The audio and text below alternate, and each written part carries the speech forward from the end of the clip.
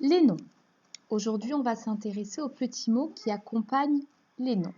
Donc, je rappelle les noms. On va faire 4 exemples. Un lieu, par exemple jardin. Un animal, lion.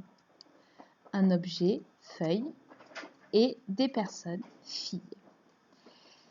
Ces noms, je vais les accompagner d'un petit mot. Exemple, pour le nom jardin, je peux dire le jardin. Pour le nom lion, je peux dire un lion. Pour le nom feuille, je peux dire la feuille. Pour le nom fille, attention, je repère un S à la fin, donc la marque du pluriel. Donc je dois mettre un avertisseur, les filles. Ces petits mots, le, un, la, les, que tu connais parce qu'on les a souvent rencontrés, s'appellent des déterminants. Les déterminants, ce sont des petits mots qui accompagnent le nom. Le déterminant, il détermine, c'est-à-dire qu'il dit, il donne le genre et le nombre. Qu'est-ce que ça signifie? Le genre, ça veut dire est-ce que c'est du masculin ou est-ce que c'est du féminin? Le nombre, cela signifie si c'est du singulier ou si c'est du pluriel.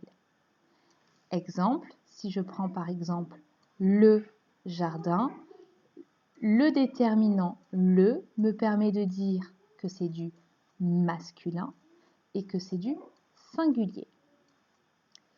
On continue. Les déterminants.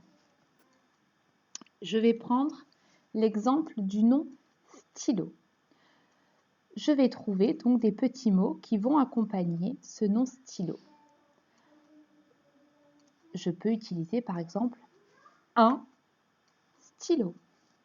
Je pourrais dire aussi le stylo, mais il existe d'autres déterminants. On va faire quelques exemples ensemble. Je peux dire aussi ton stylo, il est à toi, ton stylo. Mais je peux dire aussi son stylo, c'est le sien. Ça montre l'appartenance. C'est l'appartenance, on appartient. Un, le, ton, son, ce sont des déterminants. Ces déterminants me permettent de dire que c'est du singulier, il n'y en a qu'un seul, et que c'est du masculin.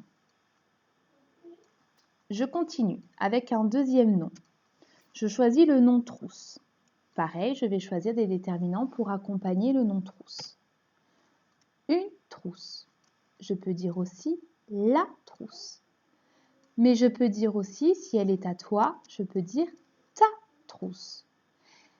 Si je parle de la sienne, je vais pouvoir dire sa trousse. Là encore, j'ai donné 4 exemples de déterminants. Le déterminant détermine le genre et le nombre. Est-ce que j'en ai une ou plusieurs? J'en ai une seule. Donc, le nombre, c'est du singulier. Le genre, maintenant, est-ce que c'est du masculin ou du féminin? La trousse, je le sais, c'est du féminin. Donc, ça me permet de savoir que le mot trousse est au singulier et au féminin. Troisième exemple, si je prends feutre. Attention, je repère que dans le nom feutre, à la fin, il y a un S. Cela signifie que c'est du pluriel. Donc, ici, les déterminants, les feutres, des feutres. Je pourrais dire, si c'est les tiens, tes feutres. Si c'est les siens, je vais pouvoir dire ces feutres. Là encore, j'ai placé 4 déterminants qui me permettent de dire que c'est du pluriel. Alors maintenant, comment savoir si le mot feutre, c'est du féminin ou du masculin? Le les, le des, le t, le c ne me permet pas de savoir si c'est du féminin ou du masculin. Donc dans ma tête, je suis obligée de repasser au singulier. Dans ma tête, est-ce que je dis un ou une feutre? Je dis un feutre quand je passe le mot au singulier. Si je peux dire au singulier un feutre, cela signifie que le mot feutre, c'est du masculin. Pour finir, nous venons donc d'apprendre et de voir les déterminants. On a vu qu'il y avait des déterminants au singulier. Singulier masculin. Alors les plus connus, le un, le, mais on a aussi découvert qu'il pouvait y avoir ton ou son. Au singulier féminin, une, la, que tu connais bien, mais aussi ta ou ça. Ces mêmes déterminants, on peut les placer au pluriel. Le pluriel de un et de une, c'est des. Le pluriel de le et de la, c'est les. Le pluriel de ton ou de ta, c'est tes.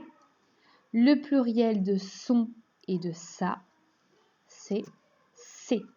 Tu repères à chaque fois le S à la fin.